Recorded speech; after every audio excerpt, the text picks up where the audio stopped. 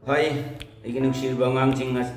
autik so moi percentage ki question lama puduna lai masi SSC 2025 tang gi bagi. Ko kai gumbai ki boli bang ka jina koina knowledge pang boy gadi.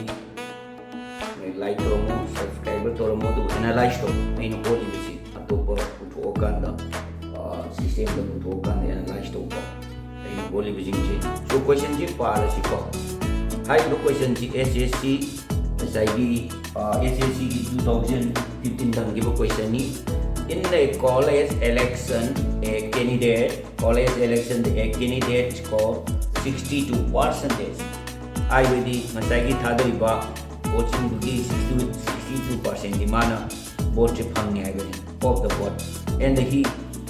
is elected by the margin of the masagi mana elected with my margin je kya different ho gaya unda 144 way hai. So the total number of the vote for like the vote che kya thada gaya masagi thada ge na hai ba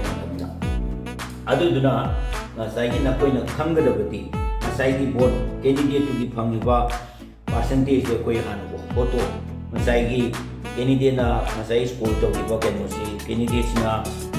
score to gi ba si kya no hai ba matam da masai score to gi ba si kaya ano hai matam da 62%.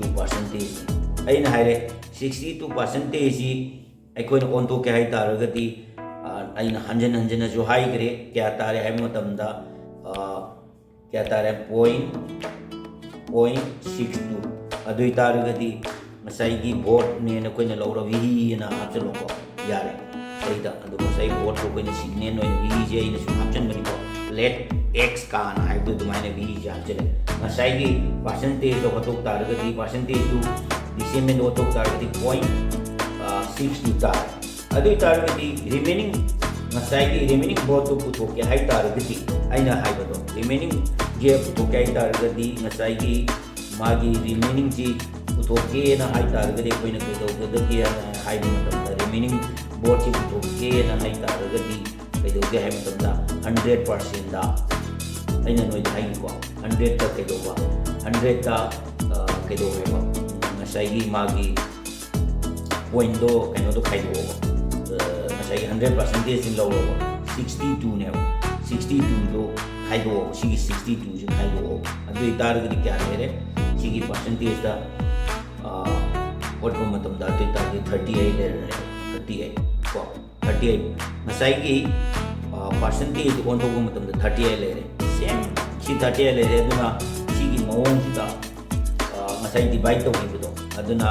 100 na divide to do mai na masai gi 100 na divide to ro adu tar di si 38% ji ande wata 0.38 le re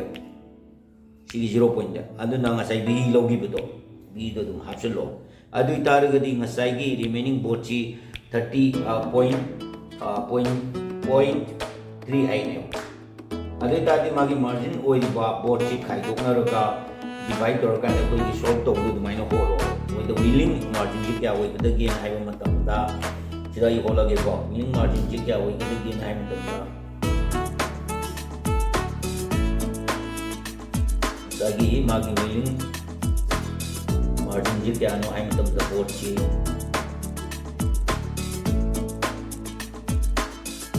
margin ji kya oi da gi hai matam da is 144 vote ne adu tar ga koi na kumai vote da gi na hai matam da sagi ani ji minus to na ro 0 kya hai tare 0.06 sorry 0.62 b minus masai gi magi remaining I with the 100% to do what to do 38.38 in 0.38 b adu tar equal to my margin ni kano 144 dile aduna masai gi LCM to do maina sai to ani ji minus to ro gi kya tare 0.24 b equal to 144 si bau jai ko si ji jar matam ji da kai do ge na koi na hai tar ga ti ai samjilage ꯁꯤꯁꯦ ꯂꯩꯔꯦ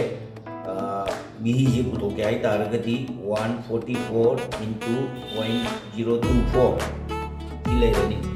ꯑꯗꯨ ꯑꯣꯏꯇꯥꯔꯗꯤ ꯄꯣꯏꯟꯁꯦ ꯃꯥꯡꯍꯟꯒꯦ ꯍꯥꯏꯇꯥꯔꯒꯗꯤ 144 into 100 by 24 ko 24 ꯂꯩꯔꯦ 24나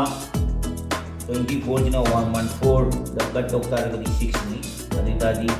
क्या तारे 6 into 100 ची क्या तारे 600 मावी मसाई टोटल बोर्ड ची के जो क्या है तमदा 600 टाइप को ये आंसर जी करम बच्चों में हाई तमदा बी ये चुमे को 600 चुमे सो आगाम थी कोई भाव ताबरे हो नॉलेज लाइब्रेरी हो कई को लेता है लाइक करो सब्सक्राइब करो आई क्वेश्चन जी सु ममांग जवाब के